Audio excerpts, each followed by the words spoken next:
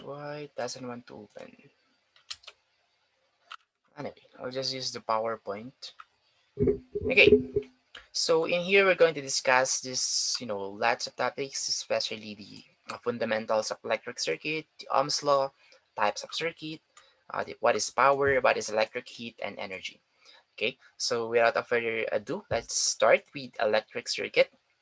So what exactly an electric circuit? Okay, so when we say electric circuit, to make it simple, it is actually a path wherein electrons from a voltage or current source will flow. Okay, so when we see there's a flow of current, that's already an electric circuit. Okay, so from the start up to the end. Okay, so you cannot see that this is an electric circuit if there is no flow of current. So if there is no flow of current, then maybe it's an open switch, okay, or it's a broken path. Okay, so like for example, this one, initially this one is open. So even though we have a source of current or source of voltage in here in this body, but if this one is not connected, okay, so you cannot call this one electric circuit. Okay, because there is no path for the electrons to flow from start up to the end or to the returning point of this path right here. Okay, so that's how simple it is. If there is a flow of current and then it's working, then that's already an electric circuit. Okay, so the point where those electrons enter an electrical circuit is called the source, okay, of electrons, and then the point where electrons leave an electrical circuit is called the return or earth ground. Okay, so mostly it's being represented by, so it's a line like, so for a ground, let's say this is your circuit, we have your resistors right here, you have your voltage source right here. So mostly the ground right here is not indicated. Okay, it's an invisible ground, but it's a common sense that that's there's already a ground when it comes to electric circuit. Okay, but to represent that one, it's being represented by this symbol right here. Okay, so it's a line, something like this with a three lines. Okay, so that's the symbol of a ground. And then this one is a voltage source. So a voltage source has two polarities. So one is positive and then one is negative. So it could be negative right here and then it could be positive right here. So depending on the representation of that symbol. All right. Well, anyway, we'll discuss more about the polarity later on. But for now, since this one, as you guys can see in this picture right here, since this one is an open circuit, so we could not see that this is an electric circuit. Okay, and yeah, since there is no flow of current, and this one can be on the right side picture. This could be considered as if electric circuit since there is a flow of current. Okay, starting from the positive and then going back to the negative. Okay, so I hope we're clear with this one. Anyway, this one is super simple to understand. All right, so let's move on to the next one. So the part of an electrical circuit that is between the electron's starting point and the point where they return to the source is called the electrical circuit's load. Okay, so it could not be just a wire. Okay, to make it simple, why do you have a voltage source in the first place? Okay, that's because they wanted to power up something. Okay, so what is that something? So in the world of electrical circuits, we call that one load. Okay, so this load could be any appliances, okay, that that uh, will be turned on if there is a flow of current that's flowing on that specific device or specific appliances.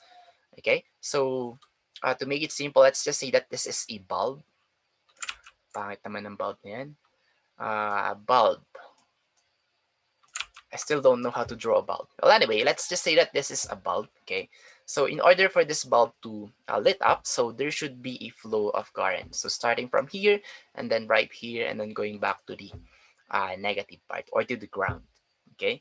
So let's say this is your switch wherein you can on and off that one. So if it's on, then there's a continuous flow of current. If it's off, then there is an open circuit. So the wire right here is not touching this wire.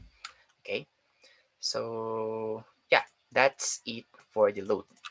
Okay, so just like what I mentioned a while ago, a load is any electrical circuit that may be powered up by a electrical source or electric source. So it could be a refrigerator, a television, lamps, or a hydroelectric power generating station. Okay, so are we clear so far when it comes to where is it one? When it comes to entering and then leaving and then the load that it is going to. So were you guys able to follow so far when it comes to basic parts of electrical circuit?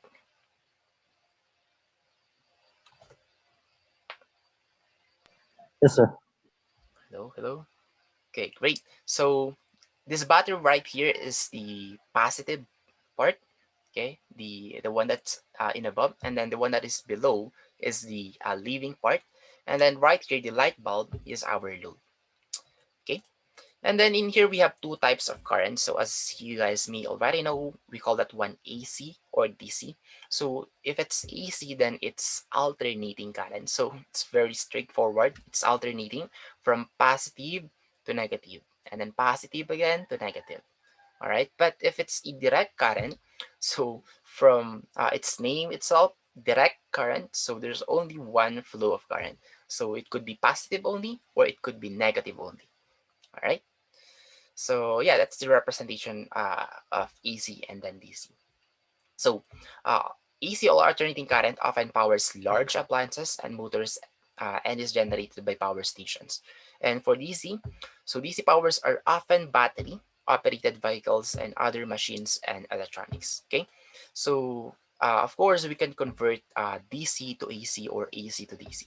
Okay, so we can do that one, but this will be discussed. This converters right here will be discussed on electronics. Okay, not in electrical circuits.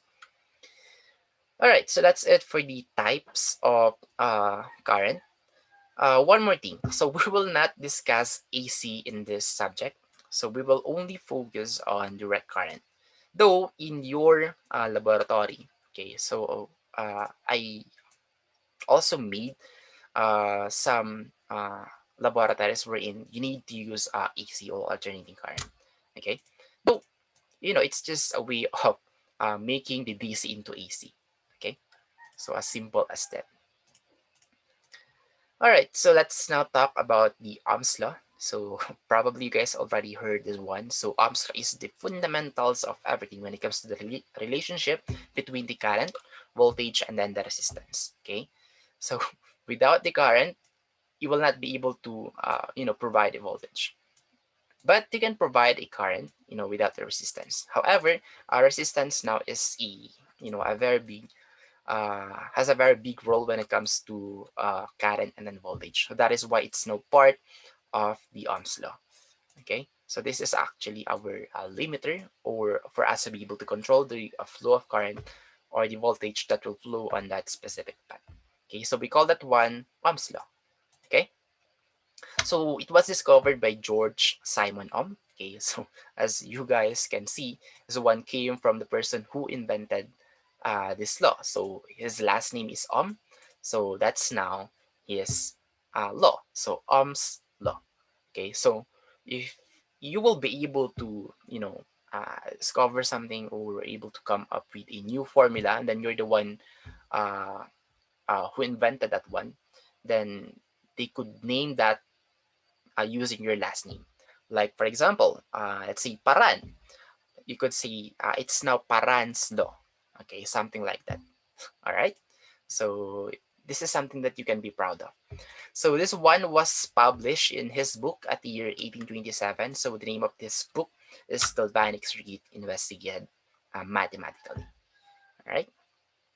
Well, anyway, so that's a short history when it comes to Ohm's law, and then who is the person who invented that one or who discovered that one. So here's now the main definition or the uh, exact formula that we're talking about when it comes to Ohm's law. So Ohm's law states that the current through a conductor between 2 points is directly proportional to the voltage across the 2 points. Okay, introducing the constant of proportionality, the resistance one arrives at the usual mathematical equation that describes this relationship. Okay, so as you guys can see, I is proportionally equal with V. Okay, and it's quite the opposite of the resistance, since from the word itself, resistance, it resists the flow of current, or it resists the voltage that will flow on that specific circuit. So I is for the current, and then V is for the voltage, and then R is for the resistance. So for the V and R, so I think it's very straightforward. So the first letter is the call this one the acronym, okay, of that one. But for the current, it's not C, so it's I, because C is it's for the capacitor. I just don't know the reason why, but when it comes to current, it's being represented by the letter I. Okay, not letter C. So just take note on that one. All right. And then for the Ohm's law, so the unit of this one is amperes. Okay. So please do take note on this one. And then for the voltage, of course, it's volts. And then for the R, it's ohms. Okay. Or sometimes this one's being represented by omega. Okay. Oops. Let me just remove this one. So yeah, that's it for the formula of the Ohm's law. I is equal to V divided by R. And then here are the units. And then we have here the types of circuit. So you guys have already heard this one already. So we have series circuit, and then we have parallel circuit. So to make it simple, when we say series circuit, there is the same current that is passing from this point to the other point. Or let's say in this path right here, there is only one current that is flowing on the entire circuit. Okay, so the current on the R1 is the same on the current on the R2. It's also the same on the current on the R3, and then until it goes back to the original source. So our current is equal the entire time. But for the parallel, okay, so as you guys can see right here, well, initially we still have one current, but it will be divided into three, okay, upon reaching this node right here. So some currents will flow on the R1, we call that one I1. Some currents will flow on the R2, we call that one I2. And then some currents will flow on the R3, and then we call that one I3. So if this happened, we call that one parallel circuit already. Okay? So you don't need to memorize any circuit diagram just to identify that this one is a series, this one is a parallel. Just stick to the definition. If it's being divided, or if the current is being divided into two and above, then that's already a parallel connection or parallel circuit. Okay, so are we clear so far regarding with the definition of series and parallel circuits?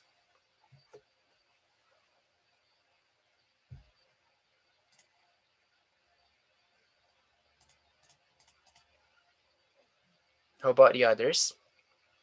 So do you guys have a question so far? No, sir.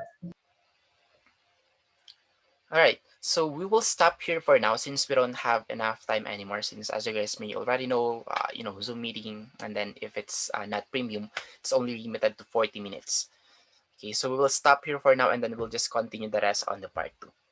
So goodbye for now, and then just wait for the link for the part two. Okay,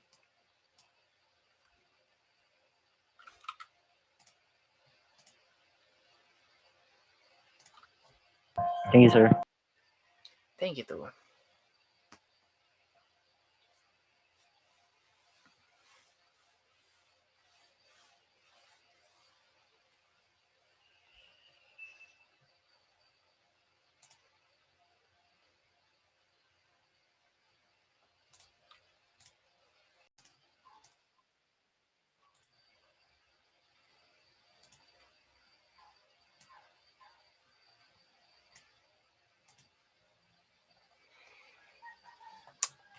All right, so it's already lunchtime, so feel free to eat while listening. So as long as we're not seeing that you're eating, and then we're not hearing that you're eating, so no problem.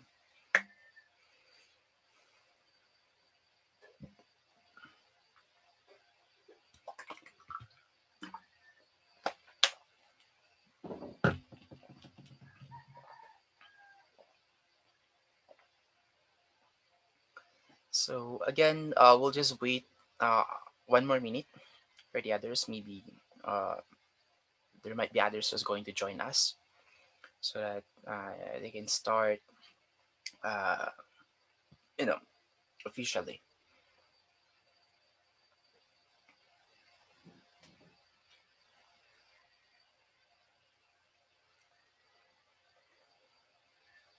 So while waiting, anyone who has a question so far,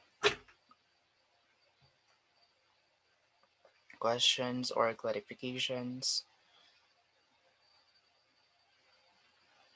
Is my voice clear? Is that loud enough for you guys to understand what I'm trying to say? Okay, because I thought maybe you guys are not hearing me well, so just wanted to know.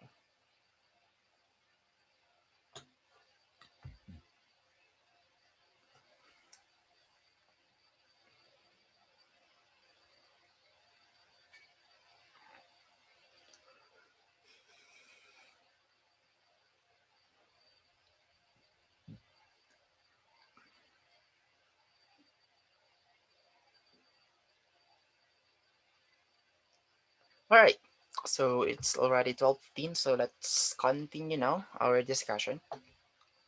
Okay, so the next one right here after the types of circuit, so we also have this one, a combination circuit. So we have two types also.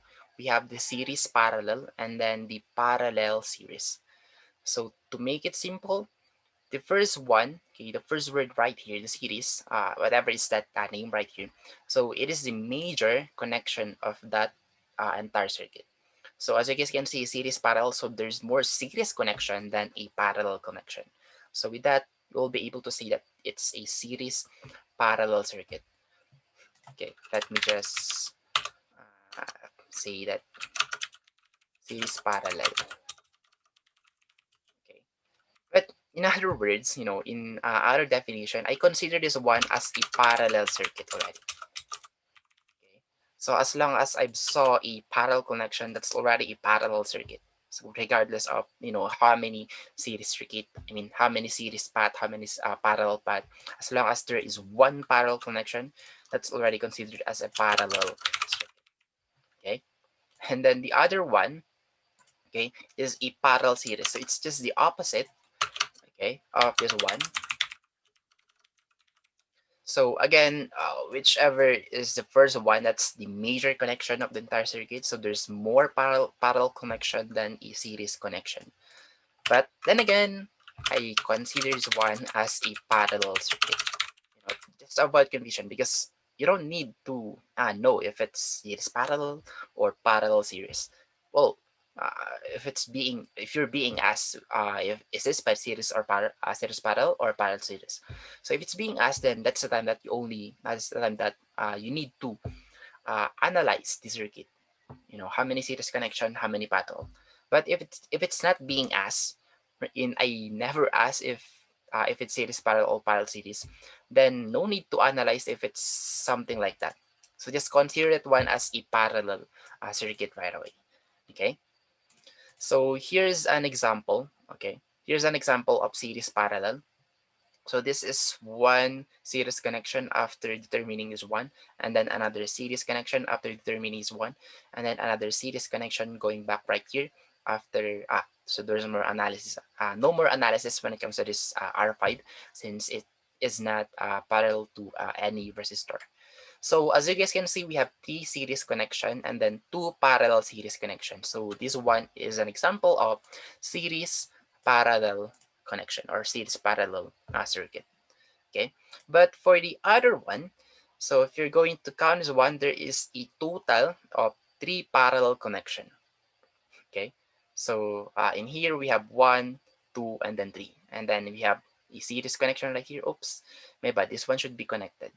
So this is just a typo picture. Typo, meron ba ganun? Typo. Well, this is a incorrect picture since this one is not connected to this one. Anyway, just imagine that they are connected. Okay, so this is a parallel, parallel, parallel. So there's more parallel connection than a series connection for this example. Okay, So are we clear so far when it comes to combinational circuit, the series parallel and then parallel series?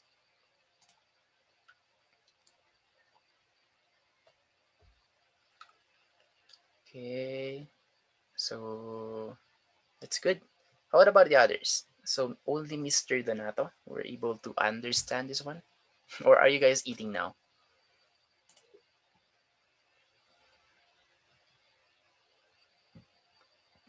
Kumakain na yata lahat ah.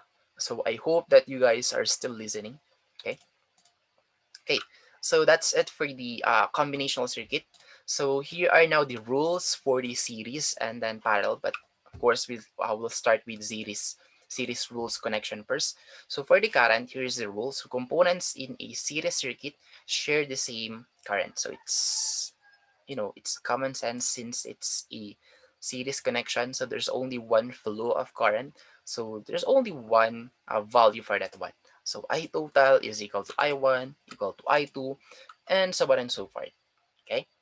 And then for the resistance, for you to be able to get the total resistance, all you have to do is add the values. As simple as that.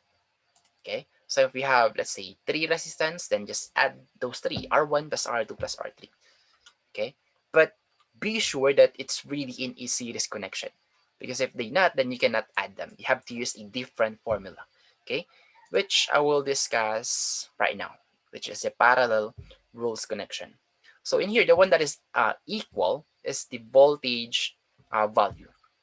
Okay, so in here, if we have, let's see, 5 volts, okay, voltage source, then this voltage right here is also 5 volts. It's also 5 volts in here, and it's also 5 volts in here.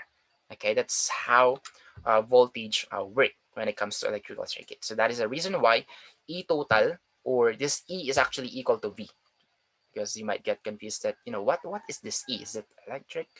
So E is equal to uh, or in other words, we call this one EMF, or electromotive force, but they just made it short. Let's say E, which is equal to voltage source.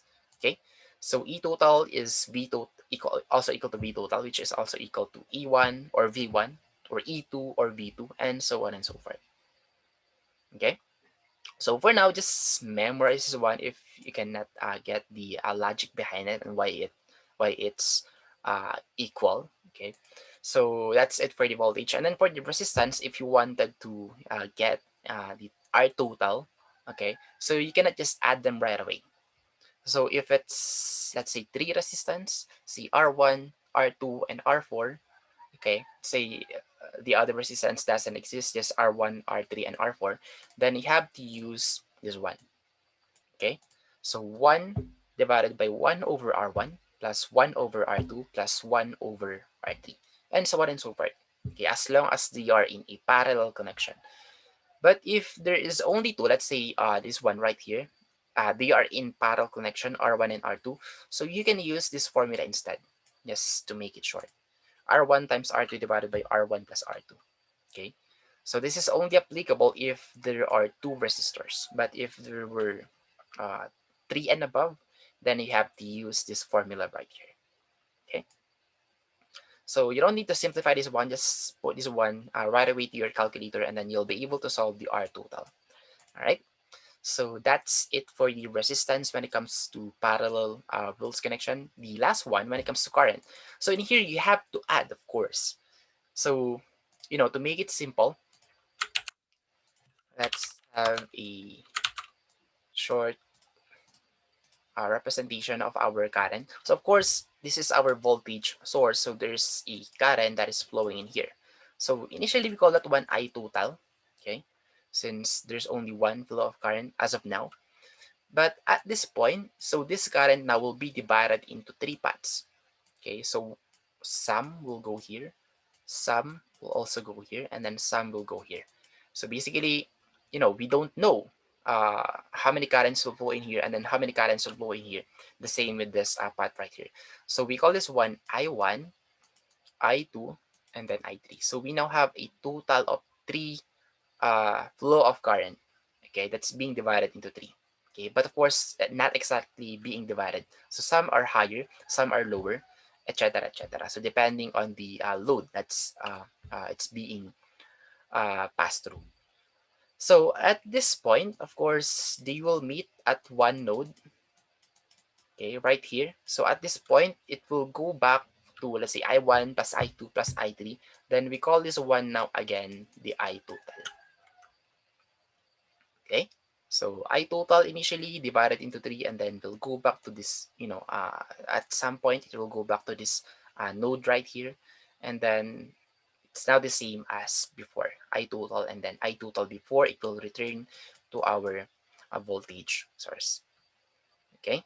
So that's reason why when it comes to parallel, that's the reason why we have this one. I total is equal to I1 plus I2 plus I3 plus I4, depending on how many division of currents that happen on that specific circuit. Okay, so in here we only have three paths, so there's three currents. So if you're going to apply that one using this formula, so we have I total is equal to I1 plus I2 and then plus I3. Okay, so if you have more, let's see another path in here, then it should be plus I4. Okay, with that, you'll be able to get the I total of that specific uh, circuit. So, are we clear so far when it comes to series and parallel rules connection?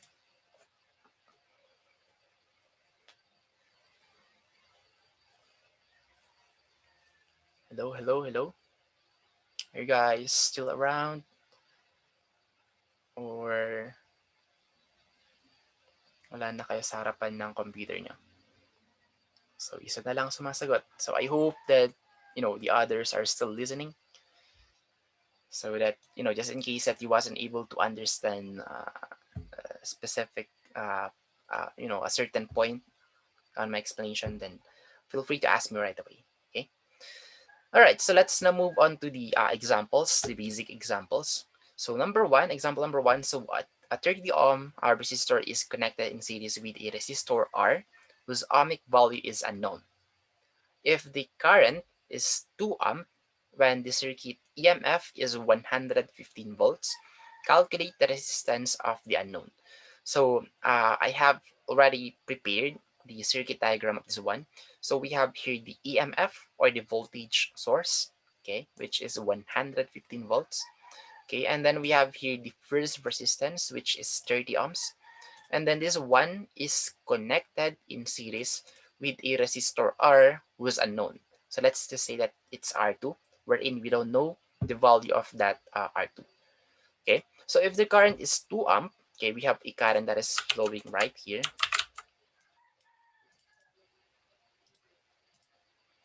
So we have a I total, which is equal to 2 ampere. Okay, so it is asking us to determine this ohmic value of R2. Okay, so again, since we are in a series connection, so you have to use the series rule connection when it comes to resistance. So we have here R total is equal to R1 plus R2 plus R3 and so on and so forth. So if you guys are going to take a look at this one, so we only have two resistance, which is, in series connection. So oops, using the formula R total, this one is equal to the first resistance followed by the second resistance, which it doesn't know the value yet. So for us to be able to get the value of R2, we have to identify the value of R total first. So how do we do that? So using the formula I is equal to V divided by R. So we can derive here the R, wherein R is equal to V, baliktad. That's right, V divided by I. Okay? Sometimes this one is quite confusing. So instead of using that one, let me just write it. I is equal to V divided by R. So just put this one right here and then I will go right here. So for us to be able to get the R, so we should have this formula. R is equal to V divided by I. Wherein V is already given, the 115 volts, and then I is also already given, which is the 2 amps. So with that, we'll be able to get the R total already. Okay, just take note that when we say R total, when we say R total, for you to be able to get the R total, you should also have the voltage total or the V total and then the I total. Okay, because we could have an individual voltage drop or voltage cross that resistance or an individual currents. So they are a different thing already. So in here, if you're getting the R total, you want to get the R total, then you should have the V total and then the I total. Wherein in this case, we have the V total and then the I total, which is 1. So with that, we can already solve for the R total. So V is equal to 115 divided by I is equal to 2 ohms. So in here, 655, 57.5. Am I right? Yeah, I think it's 57.5. So 115 divided by 2 is 57.5. So this is now our total. So the unit of this one is ohms. So you could write ohms or you could write omega. So this is a symbol for ohmic unit. Okay. So in here we already have 57.5. Use this one just to be consistent. 57.5 is equal to, so R1 is already given, 30 plus R2. So the one that we're looking for is R2. So there's no only one unknown in this one. So we can now solve for the value of R2. So R2 is equal to 57.5 minus 30. So R2 is equal to 27.5 ohms. All right. So this is our answer for this example. So let's see if we have the same result. 27.5 ohms. So, were you guys able to follow?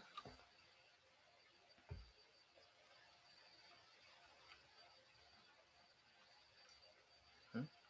What about the others?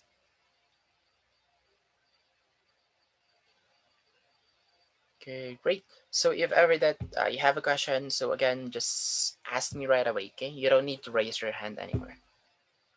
All right, so moving on to the example number 2. So a 30 ohm resistance is connected in parallel. So before they are in series connection, but right now they are now in a parallel connection with a resistor R whose ohmic value is unknown. If the total current taken by both resistors is 5.7 amp, when the circuit EMF is 114 volts, calculate the resistance of the unknown. So before they are just in series, but right now they are now in parallel connection. So before we have 115 volts, but right now we have 114 volts or voltage source. So, the same concept. It's just that it differs when it comes to solving for the value of R2. Okay, but we actually have a lot of ways for us to be able to get the value of R2 right here. So in here, the one that we've used is the, okay, wait, what is the formula that I did in here? So I30, it's flowing in here, 114 divided by 30 is equal to 3.8 ampere in here. And then he identified the current that is flowing on the R2. IR2, this one should be IR2. 7 minus 34, 114 divided by, I see. Okay, so you can also do this one, though this one is quite complicated. Okay, so in here, since we already know that we have a total of 5.7 amp, okay, and knowing that the formula of current in parallel connection is I total is equal to I1 plus I2, and so on and so forth. Okay, so we can use this one already to identify the individual currents that is flowing on this circuit right here. So in here, the first one that we did is using the I is equal to V divided by R. So we were able to identify the current that is flowing on the R1 right here. So to make it consistent, let me just change this one into IR1. Okay, so IR1 and then IR2. So for us to be able to get the IR1, so we did get the V1 and then the R1. Okay, so we are getting the I1. So take note, if we are getting individual values, then you should also have the other individual corresponding values. Okay, so if it's I1, then you should get the V1 and then the R1 also. Okay, if it's I2, then you should get the V2 and then the R2. Okay, so in here, since we are in a parallel connection, going back to the rule of parallel, so V total is actually equal to E1. It's also equal to E2 depending on how many parallel connection that you have on that specific circuit. So in here we only have two connection wherein they are in parallel. So this E1 right here is also equal with E2. In other words, it's also equal with our V total. So we have 114 volts that is flowing in here, and we also have 114 volts that is flowing in here. So with that, we can now solve for the value of the I2. And then we can now get the value of R2. All right, so let me get this one to make it faster to be solved.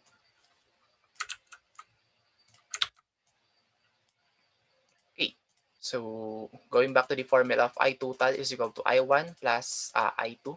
So in here we have to identify the value of I1. So I1 is equal to V1 divided by R1, wherein V1 is also equal to V total, okay, divided by R1. So V1 or V total is 114 volts divided by R1, which is 30 ohm. So in here we can now get the individual current that is flowing on the R1. So 114 divided by 30. So we will get a 3.8 amps that is flowing in here. Okay, so let me just put it right here. So I1 is equal to 3.8 amps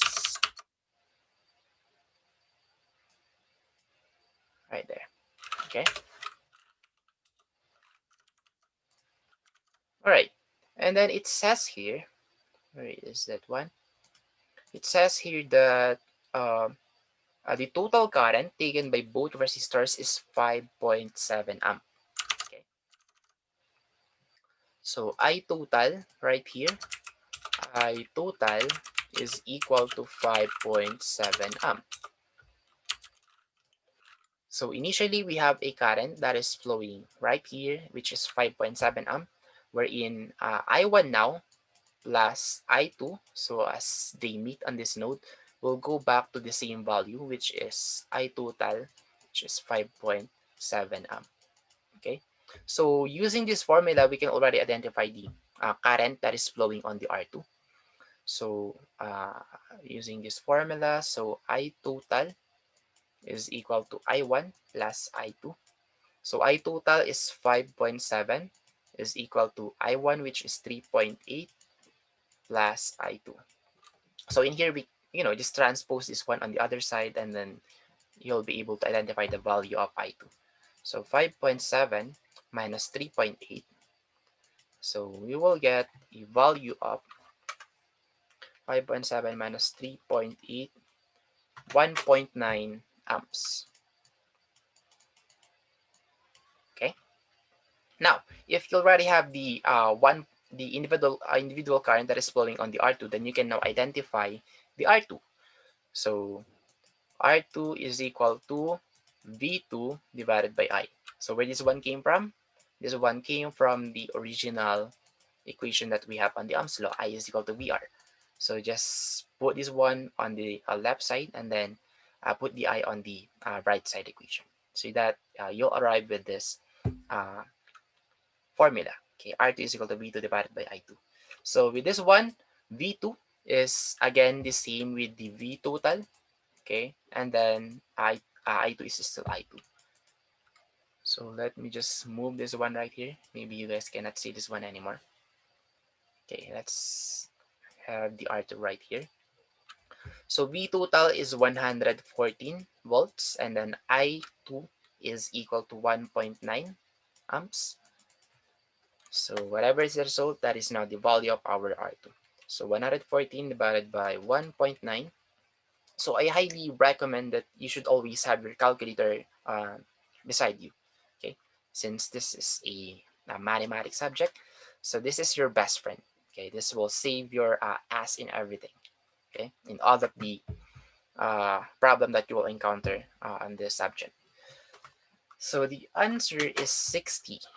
So 60 ohms or 60 omega. Okay, which is now the same with this one.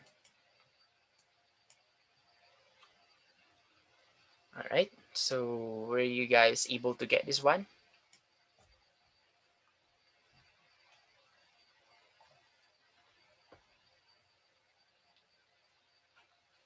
All right. So still then, Miss Daniela, Mr. Donato. What about the others?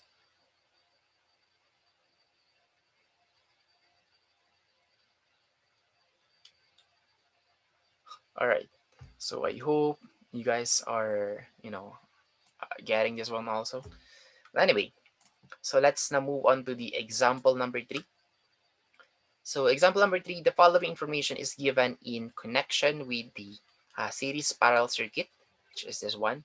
So E is equal to 48, or the voltage source is 48 volts, R1 is 6, R2 is 12, R3 is 3, R4 is 15, R5 is 90, R6 is 30.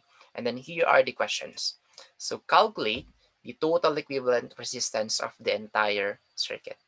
Okay, so it's asking us to get the R total. Next one is the total current, or the I total. Next one is the voltage drop across each section. Okay, or the uh, voltage that will pass through on the individual resistors. Okay, and then the current through each resistor, and then the total power taken by the entire circuit. Okay. Okay, so let's now jump into the solution right away. So having this one and then their given values. Okay, where is that one? This one right here. Maybe it would be better if I'll put it right here. Hmm,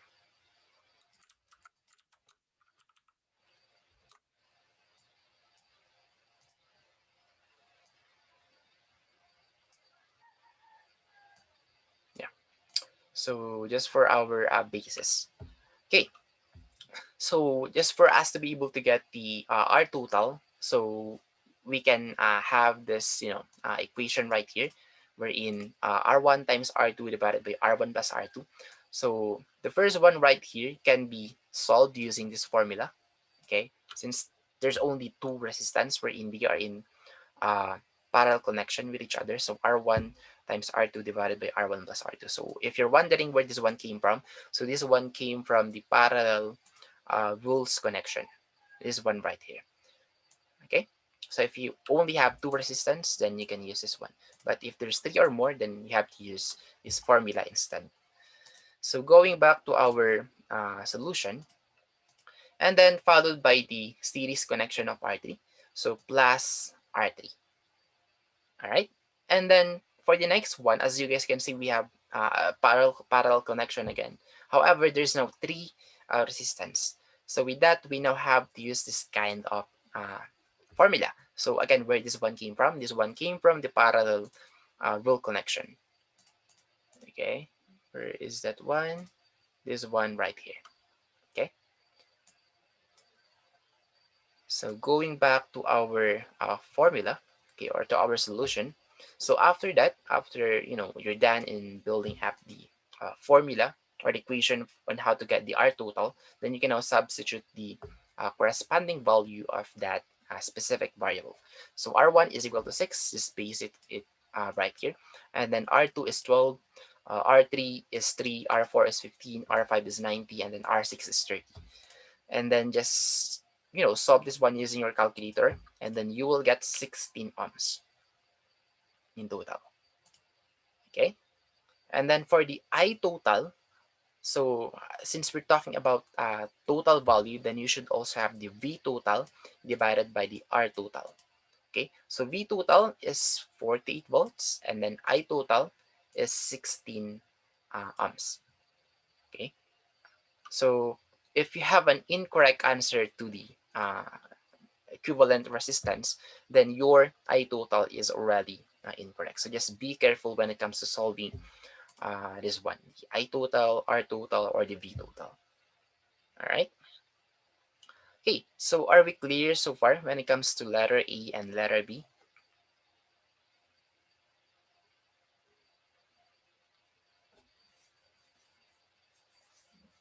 So please verify also, maybe the 16 ohms is incorrect. Okay, so we should have the same result.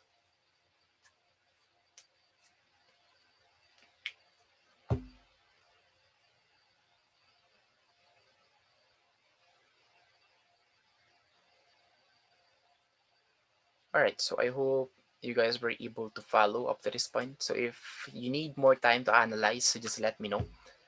Okay, because we will now move on to the letter C. We're in letter C. It is asking us the voltage drop across each section. Okay, so this one is actually super simple. So initially we have E total, of course, but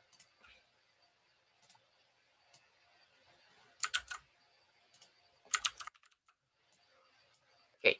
So initially we have 48 volts. Okay, and then of course it will pass through this R1 and then R2, wherein of course it will still supply by 48 volts, but the one that is being asked is the voltage drop that will be accumulated by this resistance. So the higher the resistance, the more voltage drop that it will get. The lower the resistance, of course, the lesser the voltage drop that it will get. Okay, so in here, if you wanted to get the V1, okay, we call that one V1 for the voltage drop across R1, then you should have this formula, I1 times R1. So since we're only getting the individual value, then you should also get the individual values of your I1 and then R1. Okay, so with that, if you already have the I1 and then R1, then you can now get the V1. Okay, and then the R2. So V2 is equal to I2 times R2. So in here, in our formula right here, so all you need to do is, get the the one value of the R1 and R2, since as we may all know, okay, in parallel connection, whatever is the voltage that is flowing here is also the same that is flowing on the R1. Okay, so E1, where is it? Parallel rule connection. So E1 is equal to E2. Okay, so going back right here, so just get the parallel value of this one, wherein the parallel value of this one is this formula right here, R1 times R2 divided by R1 plus R2, or this one right here, or this one right here. So it's actually 4 ohms, okay, if you will combine the R1 and R2. So using this formula, okay, or the one that we have in here, V1 is equal to I1 times R1. So I1, okay, since they are already in one connection, so if you have already combined the R1 and R2, then we can now have a 3 ampere current that is flowing in this path. Okay, so that is why the ampere right here, or the current right here, is also 3 amps.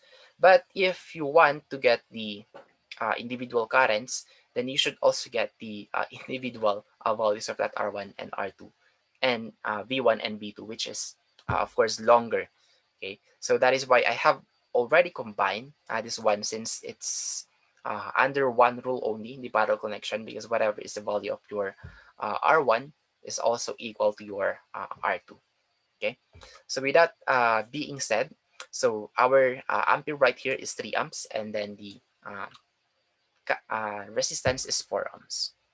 Okay, So just multiply it 1 3 times 4, you will get 12 volts. So with that, we already know that we have a 12 volts voltage drop on the R1, and then 12 volts voltage drop on the R2.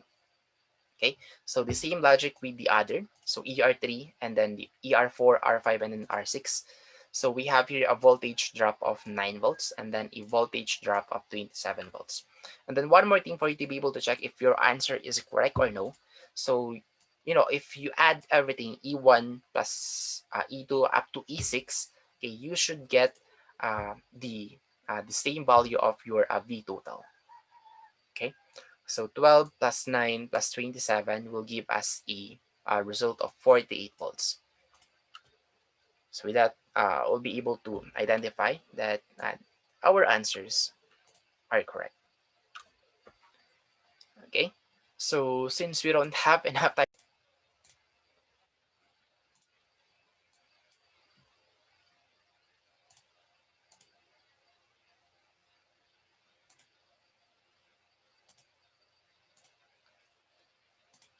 all right. So again, we'll just wait 1 more minute before we continue our discussion.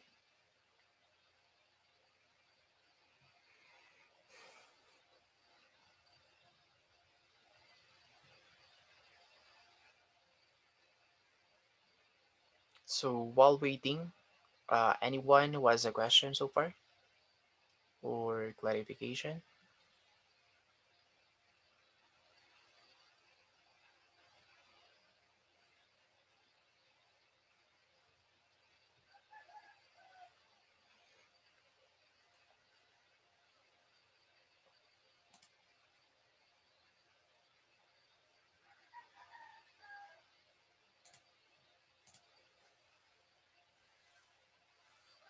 All right, so it's already 12:56, so let us continue now our discussion. But before that, let me just check if you guys are already ready. So just give me a thumbs up just to let me know that you guys are already ready.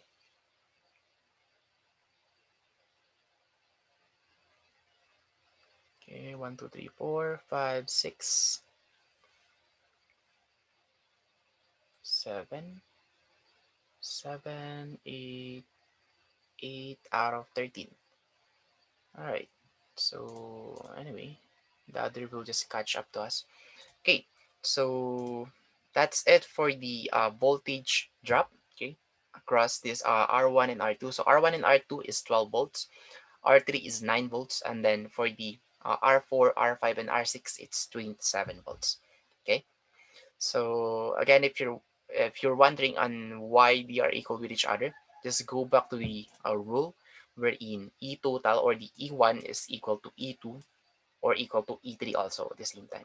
Okay, with this one with the 3 resistance. So yeah, that's it for the parallel connection. The next one, letter D. Letter D is the current through each resistor. So this is now only super easy since we already have the individual voltages and then the individual resistances. So in here, for us to be able to get the IR1, all you have to do is get the V1 divided by ups. IR1 is equal to V divided, yeah, V1 divided by I1. Ah, IR1, I is equal to V, my bad. V1 divided by R1. Okay, so that's it for the IR1. So the formula for that one, I1 is equal to V1 divided by R1. Okay, so if it's I total, then it should be V total also divided by R total. But since we're only getting the individual currents, then you should also have the individual voltages and then the individual resistance. Okay, so again, let's just base it right here. Oops. And then base your voltages right here for the V1, V2, V3, V4 up to V6. Oops. So for the V1, we have 12 volts, which is coming from this one right here. So divided by the R1, which is 6 ohms. So 12 divided by 6 is 2 amps. So that's the current that's flowing on the R1. Okay. For the R2, so 12 divided by 12, okay, which is equal to 1 amp. IR3 is 9 divided by 3.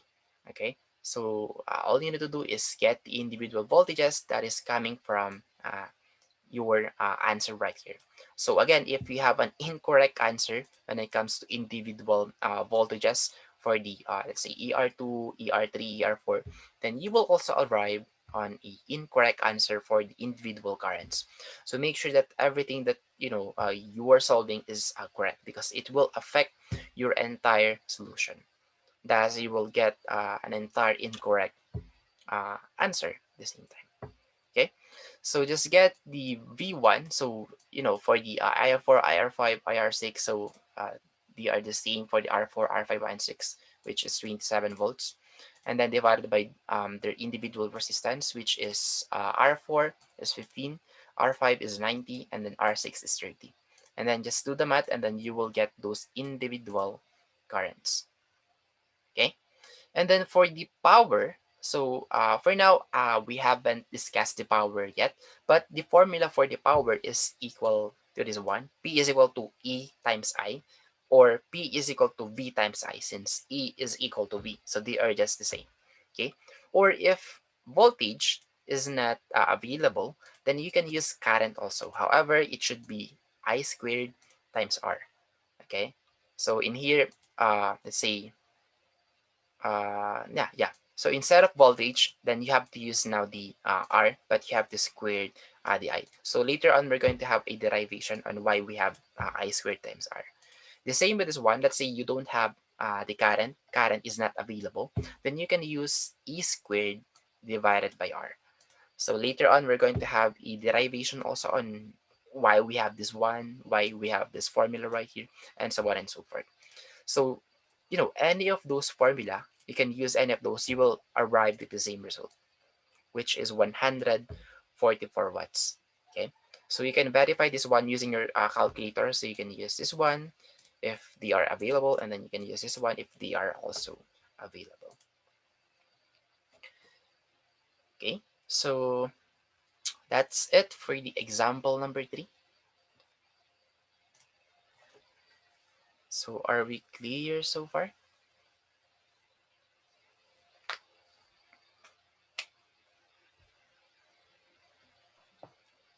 Hello.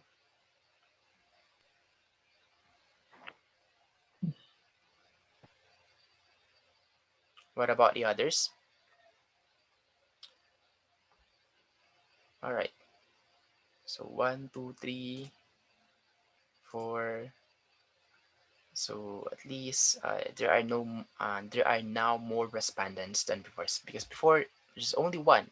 There's only Mr. Donato. Okay, so 4 out of 13 participants. So I hope the other were also able to follow. So that's it for the example number 3. Then let's now move on to your first exercise, which of course you're going to answer this one on the canvas. So of course, we already have a similar example for this one. So a series connection, we have R1 and R2. Just calculate the ohmic value of R2. Okay, it's just that there's an additional one resistance. So before we only have two resistance, but right now we now have three resistance, and then one unknown, which is the R2. Okay, so just answer this one later on after our discussion. And then one more exercise that you need to answer is this exercise number 2, to be answered in Canvas again. So this one is quite similar with example number 3. So if you were able to follow and get this example number 3, then you won't be having a problem to answer this exercise number 2. Okay, so we have here the given values, and then the questions: calculate the total equivalent resistance, total current, voltage drop across each section, the current through each resistor. So just take note that the one that is being asked in here is the voltage drop across each section. Okay, not each resistance. So what are those sections? So we only have 3 sections. So this is your first section. It's composed of R1 and R2. And then we have here the second section. It's composed of the R3. And then we have here the third section, which is composed of R4, R5, and R6. Okay? So take note on this one, letter C. And then the current through each resistor. Okay, so it's not each section, but it is now each resistor. Okay, so we should, or you should have six individual currents. So I1, I2, I3, I4, I5, I6. Okay, and then the total power taken by the entire circuit. Okay, so just use this formula right here. So P total is equal to E total times I total. So if you're solving for the total, then you should also have the, the other total values. If it's individual values, then you should have the other individual values. All right. So are we clear so far regarding with exercise number 2?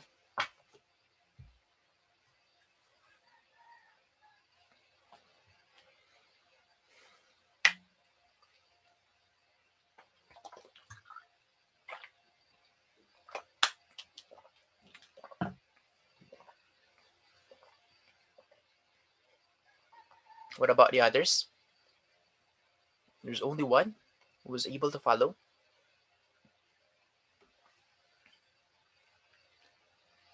Okay. So there's three out of 13. So I hope the others are listening so that just in case that you guys have a question, so you can ask it now. Anyway, so that's it for the exercise number 1 and 2. So there's more later on. But before that, let's talk about electric power.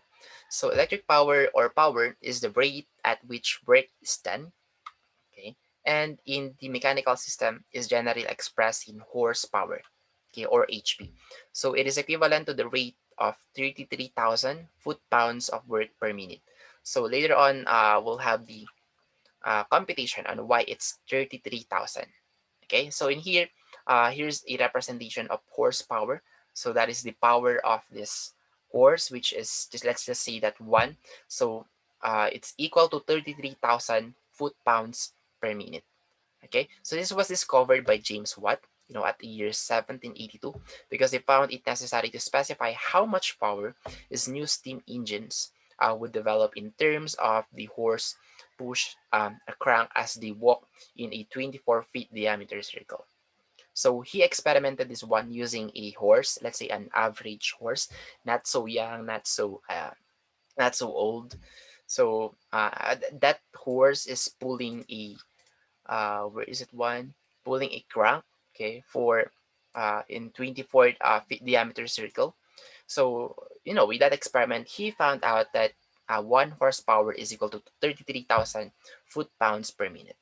Okay, so more explanation on how did we get this 33,000 right here. So of course, uh, that one is depending on the diameter or the circle that's being circulated by that specific horse.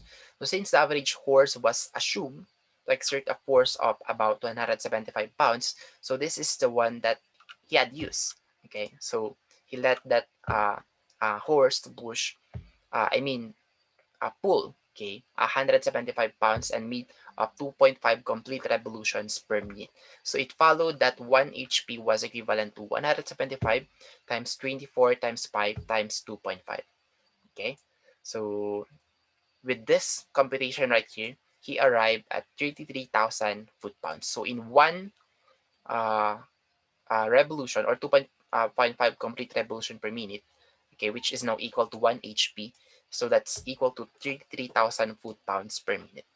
Okay, so if if you're still confused on how did we get this 33,000 foot-pounds, so you know don't sweat in looking for uh, the values on why we arrive at 33,000, because the one that he have used is 24 feet diameter circle. So that depends on what you're going to use. So it could be 16,000 if it's 12 foot diameter. So it's just that he's the one who come up with this kind of value. Okay, so just stick with the 33,000. You don't need to learn more. Why is it 24? Why is it not 20? Why is it not 18? Why is it not 30? And so on and so forth. Because of course you will arrive at a different answer with this one right here. Well, later on, when the unit of electrical power was adopted, so it was designated the watt in honor of the inventor James Watt. Okay, so with this invention, so the unit now is equal to watt. So that is why 1 horsepower is equal to 1 watt. So those two are just the same. So 1 HP is equal to 1 watt, right? And then here's the formula for the power. So of course, when it comes to mechanical, okay, right here, mechanical system. So we need to use if power and then a current, okay. So in here, we've arrived that let's just say that 1 power is equal to 1 watt, okay, or the more derivation of this one came from 1 joule per second, okay. So when we see again power, it's the rate at which work is done, okay. And when we see work, it should have a or let's just say in terms of mechanical, okay, because you cannot make that mechanical work if it doesn't have an electricity. But of course, when it comes to horse, it doesn't need an electricity and a current because it has its own energy to do a certain power. But when it comes to mechanical, so you should have electricity and then a current. So that is why we have E times I for us to be able to get the power. So the rate at which electrical energy is transferred to a circuit. So the time rate of doing work, the unit of electrical power is defined in terms of joule per second, and the latter being the work done when 1 coulomb of electricity is moved through a potential difference of 1 volt in 1 second. Okay, so to make it simple, in our houses, of course, we're talking about watts, okay, or this one right here, wattage or kilowatt hour when it comes to our bills in Beneco or Meralco. So let's just say that if we have 10 LEDs, that's one, or this one will accumulate a power of 70 watts. Okay, so let's just say that 7 watts per bulb since there's 10. Okay, the same with this one. So we have 10 eco bulbs, a total of 180 watts. So 18 watts per eco bulb since we have 10. And so on and so forth. So of course, the larger the appliances, the more wattage that it will uh, accommodate or it will use. Like refrigerator is 3,500, hair dryer is 1,200, and so on and so forth. So just imagine that, let's just say that your E is the voltage that appliances will need, and then the current that that device will need. Okay. So of course, the larger the device, the more current that it will need. The larger the device, the more voltage that it will need. Okay. Sometimes it needs 50 volts, 100 volts, and then depending on the current also. So with that, you'll be able to get the value of the wattage that is being used by that specific device. All right. So are you guys able to follow so far when it comes to the concept of power?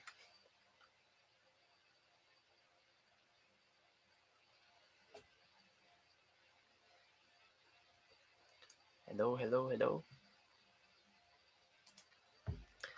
So if you want to study more when it comes to power, though, when it comes to power, all you need to memorize is this one. Okay. So you don't need to, memorize 33,000, this 175, etc., etc. So when it comes to power, just know this formula. No, this is just a short history on how did they invented the calculation when it comes to power. Okay, so P is equal to E times I. So if you want more explanations, then you can visit. Just go to modules. You can visit this one, this one electrical power. So there's 3 parts for this one. So explaining the wattage, uh, how did they come up with that power, one watt is equal to 1 power, etc., etc. So it has 3 parts. So second one is an example problems. The third one is calculating the cost of electric power. Okay, so yeah, this will explain to you guys on why do we have such thing. All right, so that's it for the power. So knowing that we have P is equal to E times I, So this is now where the derivation on why we have the other formulas.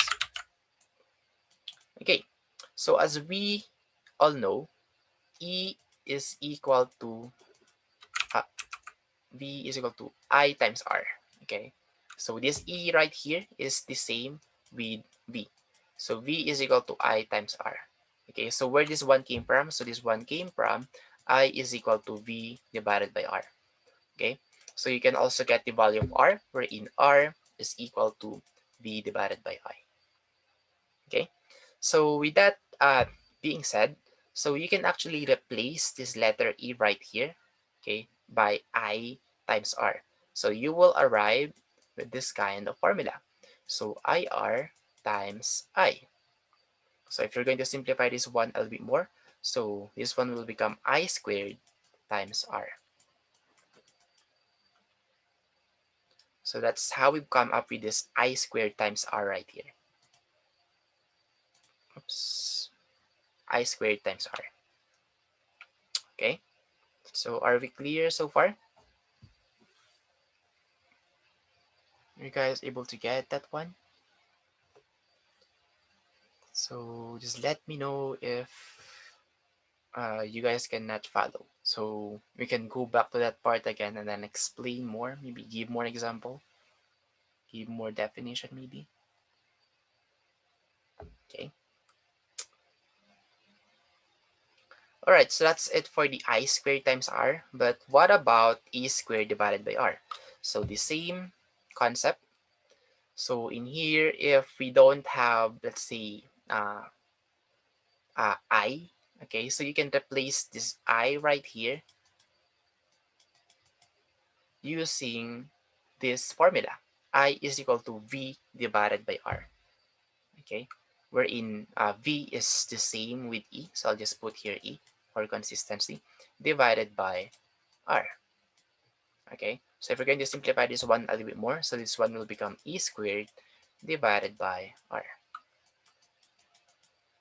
So that's how we've got this E squared divided by R right here.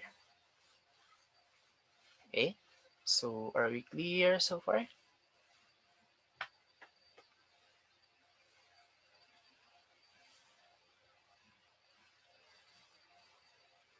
All right, so let's now talk about horsepower. Okay, so when it comes to horsepower, we're in this HP right here, it's being now converted into mechanical power. So it's not literally the horse, okay, it's just based from the horse, but the one that is now working is the mechanical power. So it could be any mechanical system.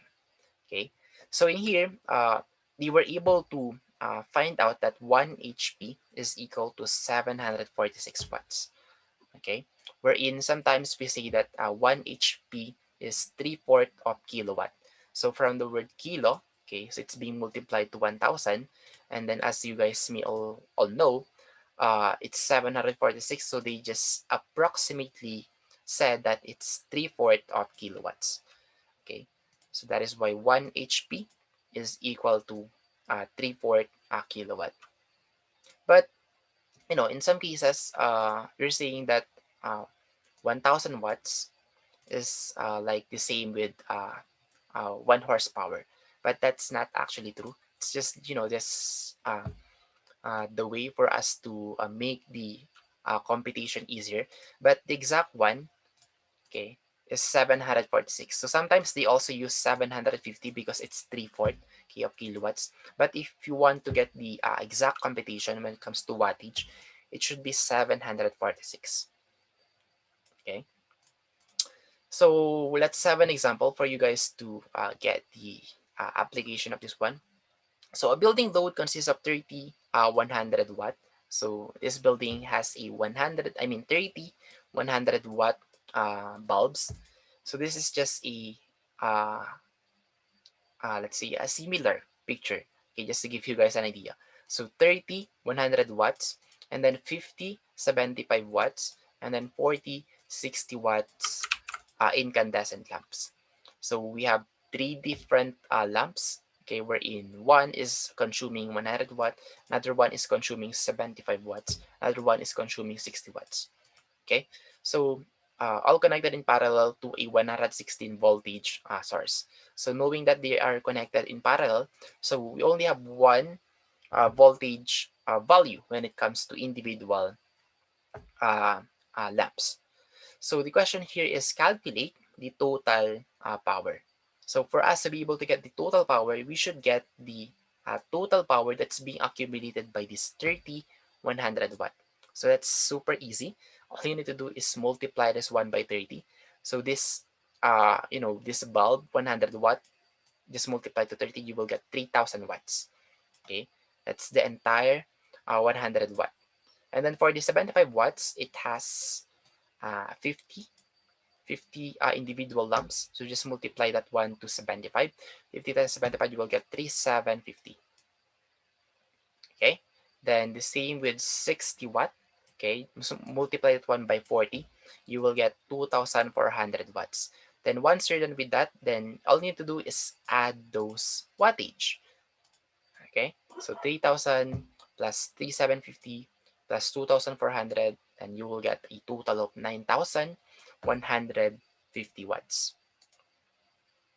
Okay, so letter A now is being answered, or has now an answer, which is 9150.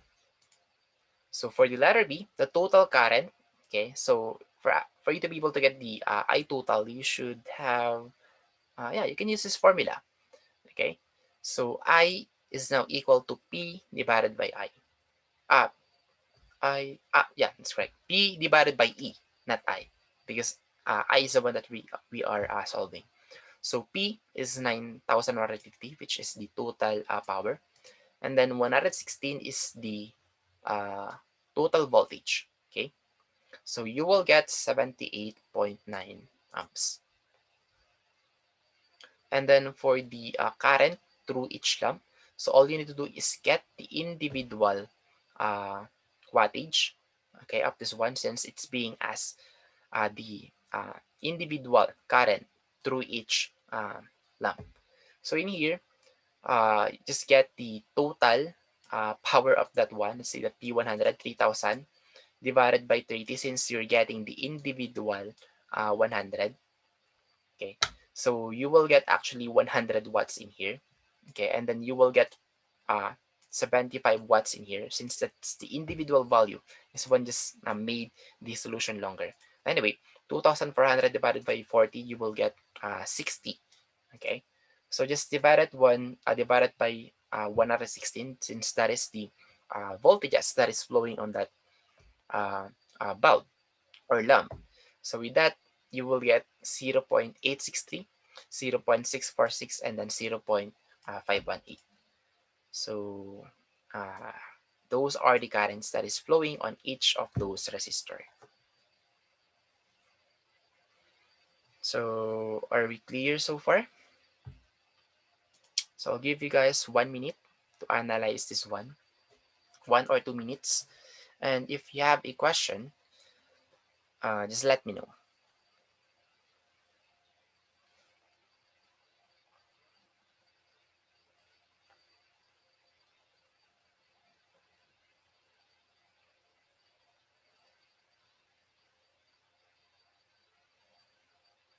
And once you're done, just give me a thumbs up. So just to let me know that you were already able to understand this example right here.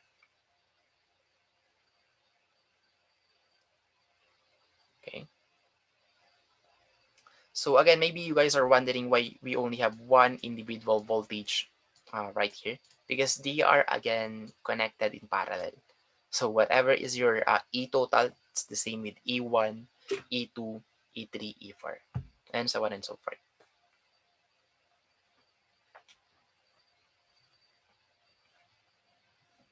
The only time that you will get, let's say, a different value when it comes to voltages is if it's in a series connection. Okay, but if it's in parallel, then those are just the same. So E total is equal to that path, second path, and then third path.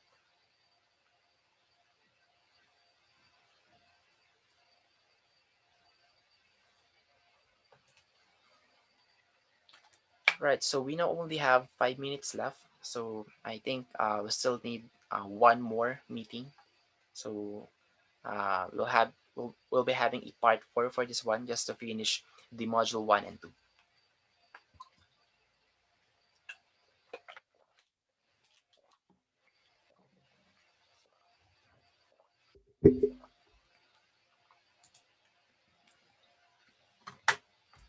All right, so that's it for the example number three. So just in case that you still cannot understand this one after the meeting, so just message me again. Okay, so just ask a specific question, then I'll try to answer your concern regarding with this given examples. Wherein for you it's not that clear. So let's now move on to the example number four. So using the data from example number three, so the same given values, calculate the given equivalent resistance of the entire load. So if you want to get the R total, then you can use this formula, or you can use this formula right here, okay? Wherein R is equal to E squared divided by P. But any of those formula will be fine, okay, as long as you have the correct values. So you can use E divided by IT, okay, so you will get 1.47 ohms, or you can use this one, P divided by I squared, okay, which this one came from this formula right here, wherein you will get the same result, 1.47 ohms. So just verify this one later on. Okay, so you can use any of those formula, then it will give you the same result. Okay, and then for the individual resistances, then all you need to do is get the individual currents also, and then the individual voltages. But since I mentioned that they are in parallel connection, then you only have one value when it comes to voltage, which is 116. So the formula for resistance is again R is equal to V divided by I. So if you're getting individual resistance, let's say R1, then you should get the V1 and then I2. I1. Okay. Wherein in here we have V1 divided by I1. So this 0.863, 0.646, 0.518, this one came from our previous results. Okay.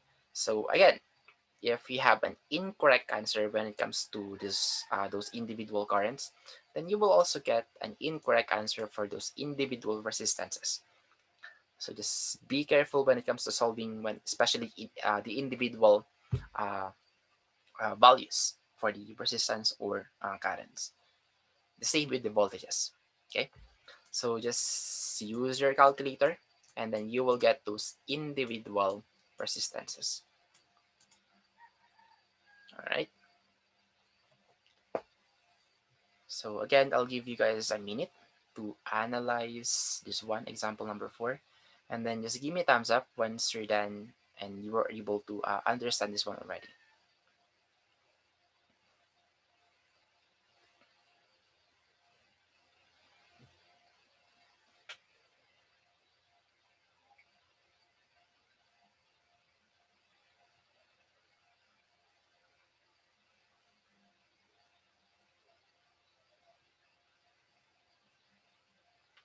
Okay, Mr. Donato already got it. What about the others? So let me just check if you guys are really in front of your computer or smartphone. Mr. Paran, no response. So I guess he's not around. Miss Rona, yan. So kaka-respond lang. Miss Rona. Okay, Miss Leah is already there. Yes, Miss Rona is not around. Mr. S. Talilia, Mr. Nathaniel. Dito po, sir. Okay, Mr. Francis, Dito po. Mr. Aaron, Miss Daniela. Okay, so I think sumagot si Mr. Aaron pero hindi ko narinig. Anyway, Miss Maris, Mr. Mark. Okay, Miss Daniela is around. Mr. Mark, Miss Sophia. Alright. So, dalawa yung wala. Here, sir. Okay. Alright, so again, we don't have enough time anymore, so we now only have 1 minute left. So there's still 12 slides remaining. So we'll be extending our meeting. So just wait for the part 4 since we need to finish this module today. Okay, so goodbye for now and then see you guys later on the part 4.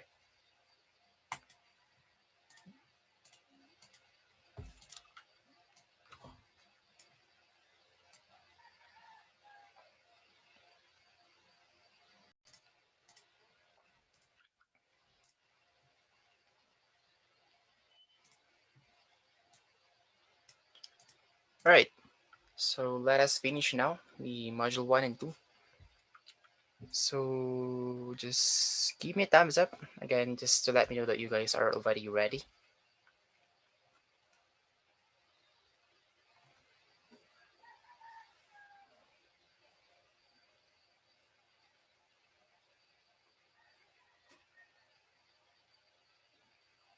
Okay, so 7 out of 13. So the others are not yet around, I guess. Well, anyway, so we will continue with or without them. All right. So any questions so far when it comes to this example number 4?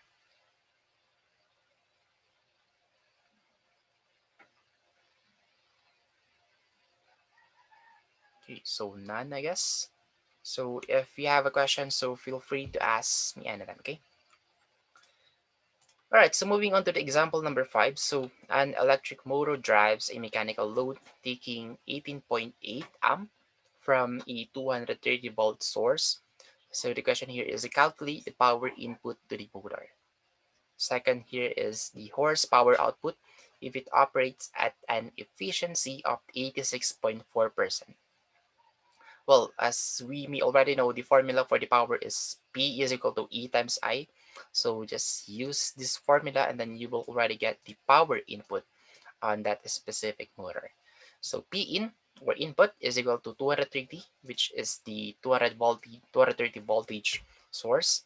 And then 18.8 is the current, okay, the letter I, okay, of that specific mechanical load or that specific motor. So 230 times 18.8, just use your calculator and then you will get 4,320 watts. Okay. And then for the P out, so it says here that the horsepower output, if it operates at an efficiency of 86.4%. So this is the 100%, okay, 100% efficiency, 4,320, but we should only get the 86.4%. So that is why you have to multiply that one by 0.864 and then divide that one to 746, okay, because the one that's being asked is the horsepower. And then again, 1 H, I mean, yeah, it's correct. 1 watt is equal to 1 over 7 or 746 horsepower, okay, or 746 watts rather. Okay, there's one right here. So 1 HP or 1 power is equal to 746 watts. So that's the reason why we have to divide that one to 746 because we wanted to get the horsepower value of that one. So just do the math again in here and then you will get 5 horsepower. All right. Okay, so are we clear so far regarding with the example number 5?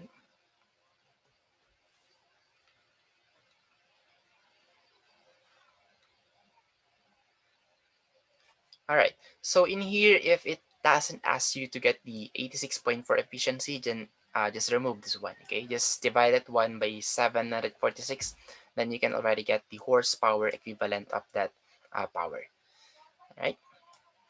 So for the example number 6, so what is the resistance of a load that takes 2,500 watts from a 115 volt source?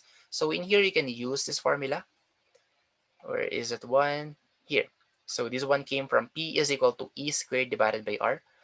So once you've learned the logic behind that, then I guess you can uh, interchange those given variables. So in here you can use r is equal to e squared. Oops, is this the question? Yeah, r is equal to e squared divided by p. Is this the question? Yeah, number 6. And then E is 115 volts, so just square that one, and then divided by 1 by power, which is 2500. And then just do the math using your calculator, and then you will get 5.29 ohms. Okay, so you can also identify the resistance if you have a given voltage and then a given power. Okay, not just using the Ohm's law, because if it's Ohm's law, then R is equal to voltage divided by current, wherein current is not available, so that's not an option in here. So the only one that is given is the power and then the voltage source. So with that, you have to use this specific formula right here for you to be able to get the ohmic value of that resistance. Okay, so are we clear so far regarding with the example number 6?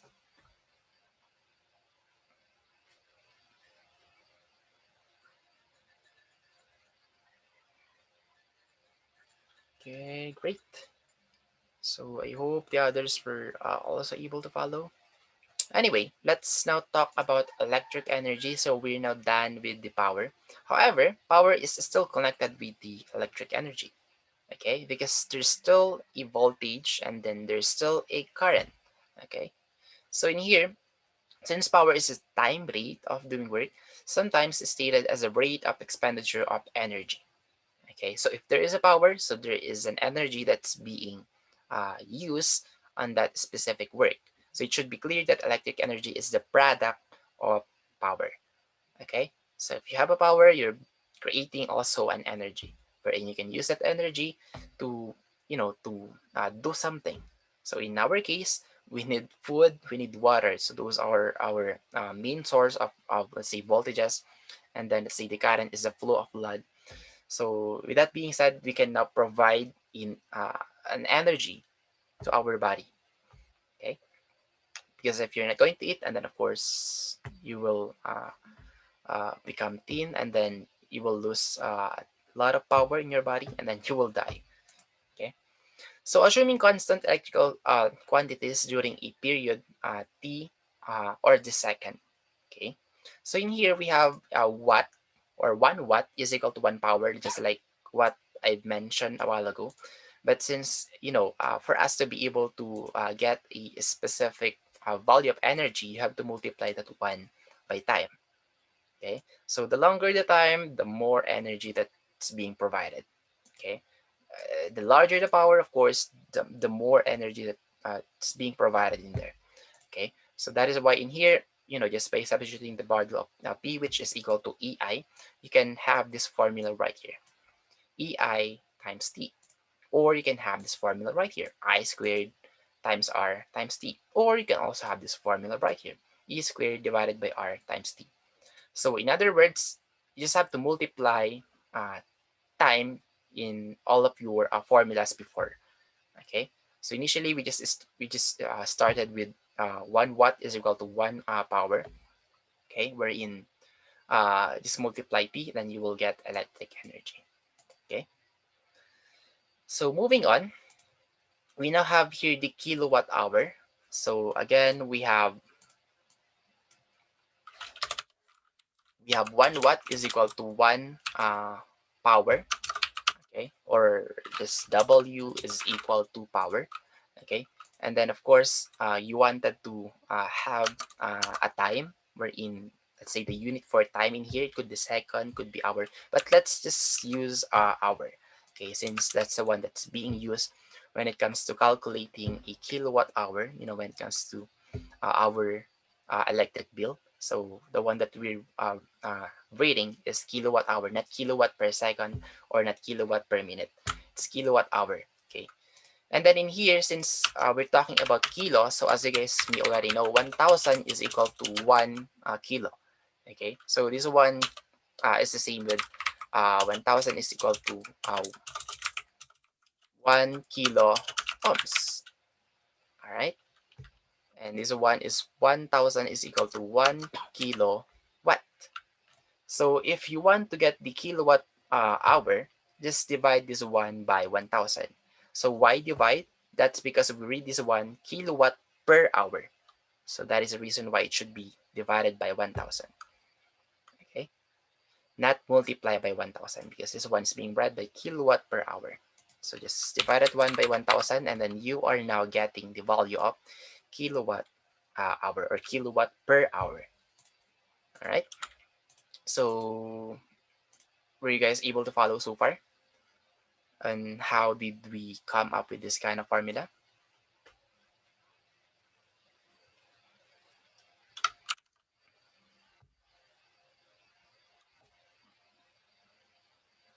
Hello, hello. Well, anyway, so if you're confused, again, you don't need to learn the derivation and how did we come up with this kind of formula. As long as you know that kilowatt hour is equal to P times hour divided by 1000, then you're good to go. Okay. So yeah, that's already it. So let's have an example for this one. So how much electric energy in kilowatt hours is delivered to an electric motor during an 8-hour period when operating from a constant 230 volt source if the average currents are 34 amp for 2 hour and then 38 amp for 1.5 hour, 26 amp for 4 hour, and then 12 amp for 1/2 hour. So if you're going to get this one half, 4 hour, 1.5, 2 hour, you will get exactly 8 hour in total. Okay, and then here are the averages that they have consumed. Okay, when it comes to power. So I mean when it comes to current rather. Okay, so 34 amp, which is running 230 volt, and then 38 amp, which is running at 230 volt also, and then 26 amp, which is running at 230 volt, and then 12 amp, which is running with 230 volt source. Okay, so with this one, just use this formula right here. So energy is equal to 230, so that's the power, okay, which is this 230 right here, multiplied by the current. Okay, ups, my bad. Okay, this is not actually the power, this is just the voltage. So with this one right here, so remember that P is equal to E times I. Okay, so we need the power, right? So we need to have the voltage and then the current, which is the E and then the I right here. Okay, so that is why we have 230 times 34, and then the hour that it has consumed, which is 2 hour. So the same with the others, 230 times 38 divide, I mean multiply to 1.5 because it's 1.5 hour, and then 230 times 26 times 4 hour, and then 230 times 12 times zero point 0.5 hour. Okay, and then since we're being asked to get the kilowatt, okay, kilowatt hours, so we have to divide this one by 1000. Since that's the given formula, just apply this one and then you will get 54.05 kilowatt hour. All right, so I hope you guys were able to get this one. Well, you can just go back with this example if it's not clear to you.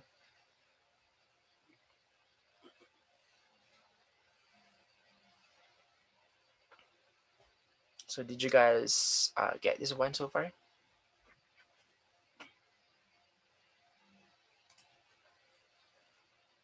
So I'll give you 1 minute maybe to analyze.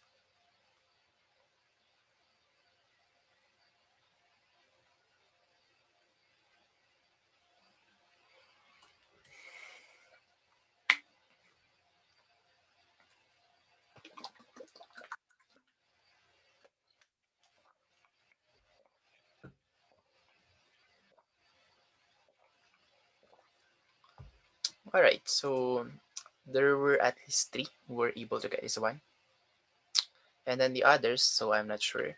Just ask a question in my canvas if this one is not clear to you, and then Maybe I could help you so we can have a short Zoom meeting if you want. Anyways, that's it for the example number 7. So example number 8 is another activity that you need to answer on the canvas. So I will leave the reading part to you guys. Just analyze this one later on after our meeting. The next one and the last is actually the heat energy. So if we have voltage and current wherein it can provide power, and at the same time it can provide electric energy, it could also provide heat energy. Okay, so heat energy is a current through a resistor always involves a conversion of electric energy into heat energy. Okay, so if the heat energy raises the temperature of transmission line conductors or windings of motors, electromagnetism, or other electric devices whose function is to do work not related to heating, it is proper to regard it as an energy loss. In other words, oops, where is my cursor? In other words, when we say heat, okay, heat energy, so you need a resistance for that. Okay, so I'm not just sure if you guys have already held a resistor, like after it's being used, it's actually super hot. Okay, and then the one that it's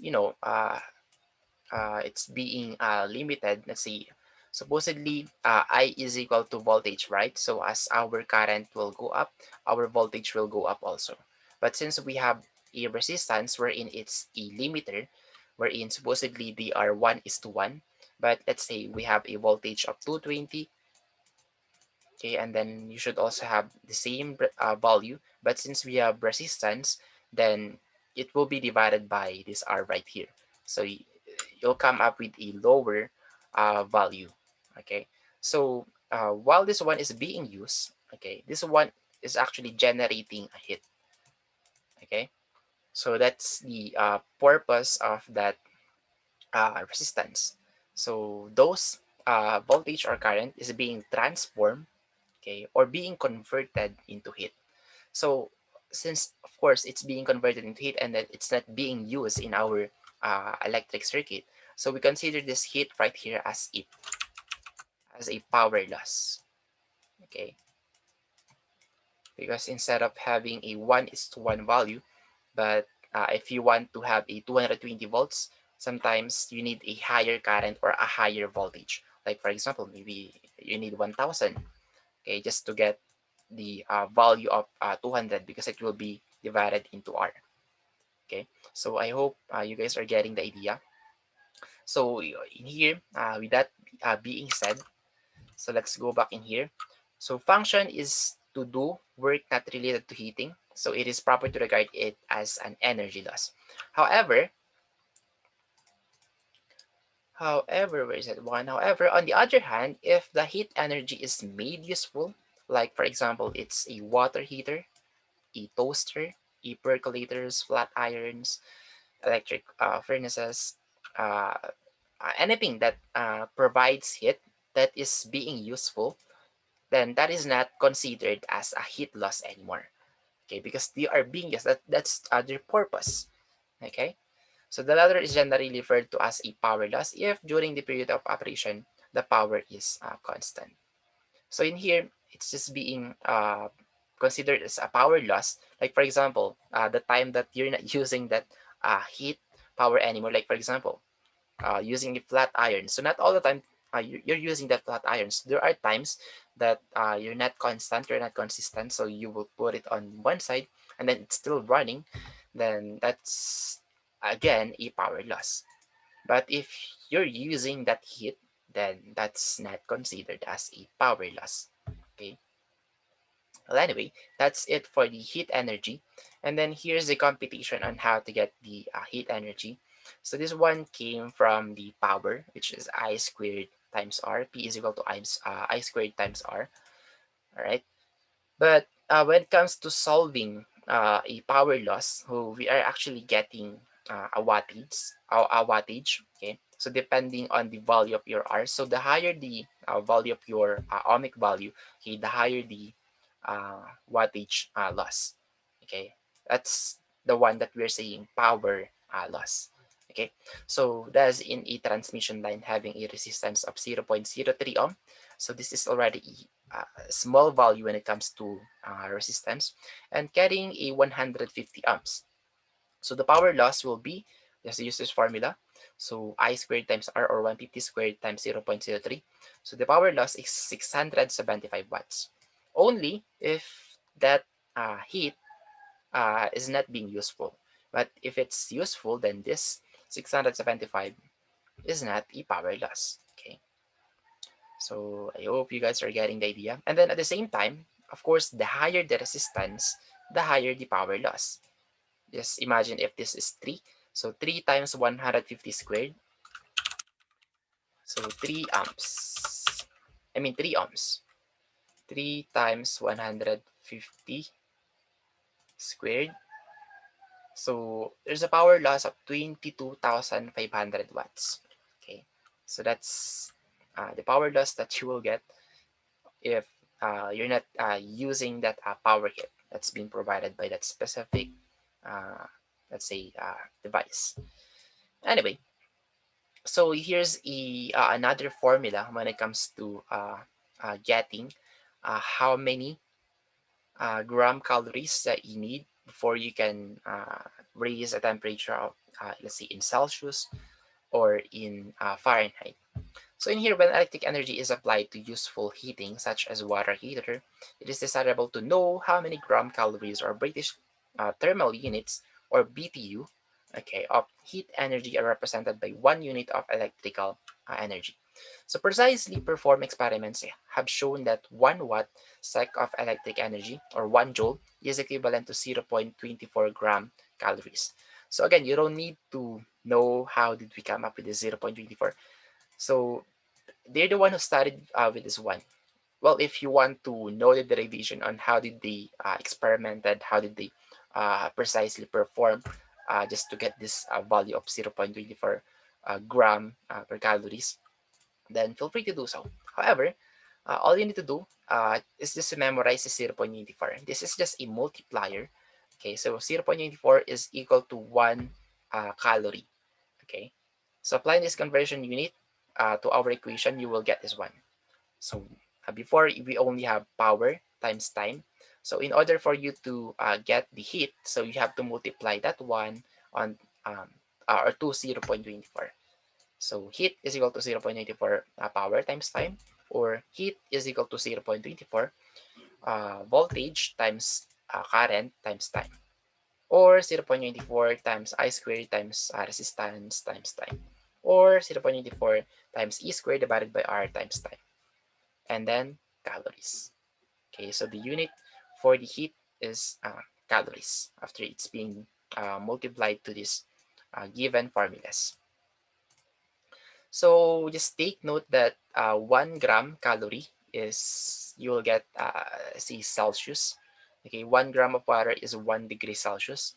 So in here, if you want to get the specific amount of heat energy or gram calories that you need, just multiply that one by 0.24.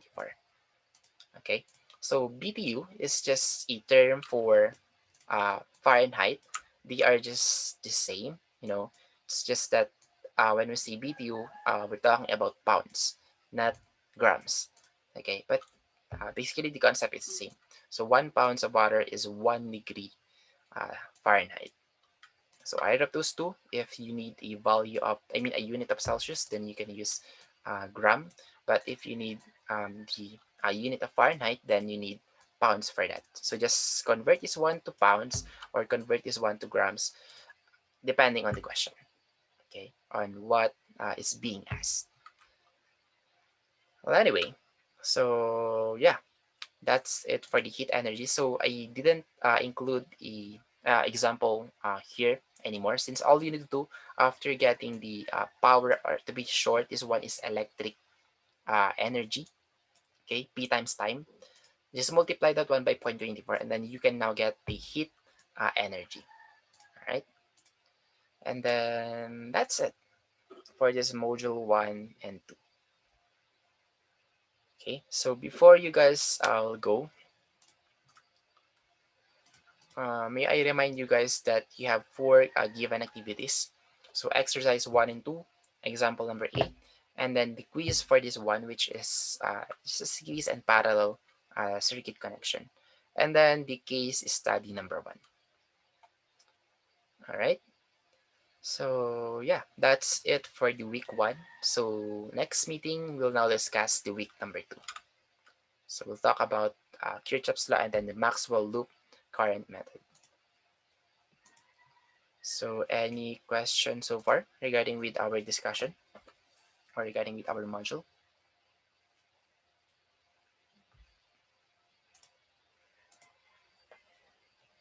Question or clarification? Anyone?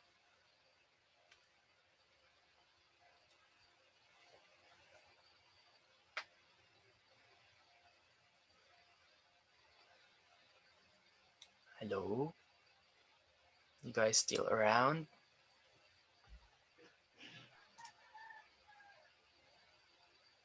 Okay, so an answer coming from Mr. Aaron.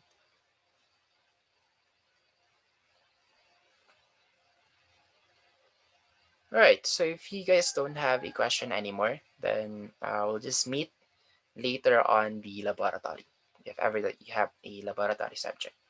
So that would be on 3:30 p.m. Okay, so goodbye and thank you guys for coming. I really appreciate it.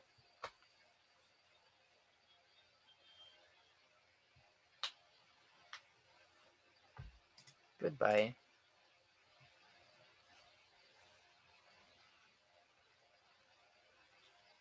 Goodbye and thank you too.